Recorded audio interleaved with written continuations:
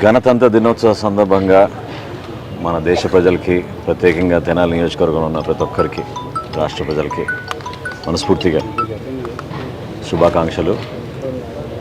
ఇటువంటి పండుగ రోజు జాతికి మరొకసారి మనం అంకితమై ఏ విధంగా పెద్దలు త్యాగం చేసి కష్టపడి ఆ రోజు స్వాతంత్రం మనకి తీసుకొచ్చారో దాన్ని ఖచ్చితంగా మనందరం గుర్తు చేసుకుని రాజకీయాల్లో ఏమాత్రం అహంకారం లేకుండా ఈ డబ్బు బలాన్ని తగ్గించి స్వార్థం లేకుండా ప్రజల కోసం అంకితమై పనిచేసే విధంగా మన పెద్దలు ఎంతో కష్టపడి అంబేద్కర్ గారి నాయకత్వంలో ఒక చక్కటి రాజ్యాంగం తీసుకొచ్చిన రోజు ఇది.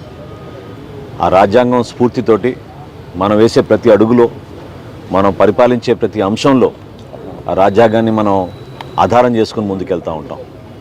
పేదరిక నిర్మూలన, సమాజంలో ప్రతి ఒక్కరికి సమానంగా చూడడం, వాళ్ళకి గుర్తింపు ఇవ్వడం, వాళ్ళని ప్రోత్సహించడం, ప్రతి ప్రాంతాన్ని అభివృద్ధి చేయడం, ఇది ఒక బాధ్యతగా మనం తీసుకోవాలి.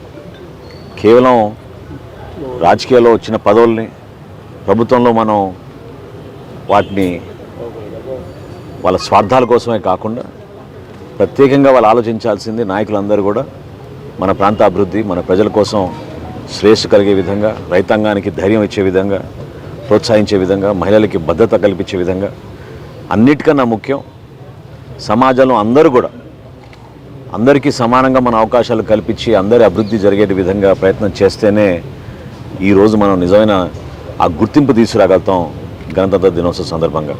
సో మనస్ఫూర్తిగా జనసేన పార్టీ కార్యాలయంలో తెనాలిలో ఈరోజు నాయకులందరితో కలిసి ఒక చక్కటి కార్యక్రమం ఏర్పాటు చేసుకుని ఆ మహానుభావుల స్ఫూర్తిని గుర్తు చేసుకోవడమే కాకుండా మరొక్కసారి మన ప్రాంతానికి అంకితమై ఖచ్చితంగా రాబోయే రోజుల్లో ఒక మెరుగైన పరిపాలన, అభివృద్ధి, ఎవరిని అడిగినా కూడా ఈ రోజున పాపం ఎదురు చూసేది ఒక మార్పు కోసం. ఆ మార్పు దేనికోసం అంటే వాళ్ళ జీవితాల్లో వెలుగు నింపే విధంగా, ఆశాజనకంగా ఉండే విధంగా వాళ్ళు కోరుకుంటున్నారు. ఖచ్చితంగా దానికి కట్టుబడి ఉంటాం. ఆ మార్పు తీసుకొచ్చే విధంగా మేమందరం కూడా మా పార్టీ అధ్యక్షులు పవన్ కళ్యాణ్ గారి నాయకత్వంలో ఈ రాష్ట్రానికి ఇంకా మెరుగైన పరిపాలన అందించే విధంగా ముందుకెళ్తాం.